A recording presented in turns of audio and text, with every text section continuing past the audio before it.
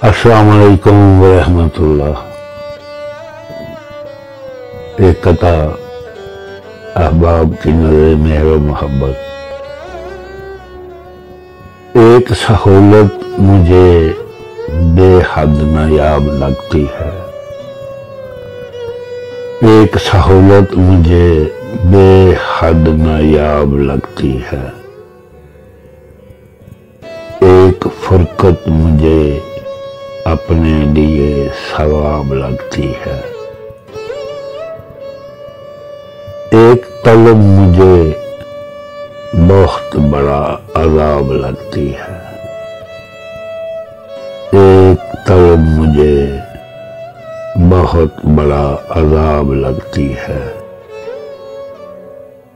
एक मोहब्बत मुझे मुमताज खाना खराब लगती है। एक मोहब्बत मुझे मुमताज खाना खराब लगती है।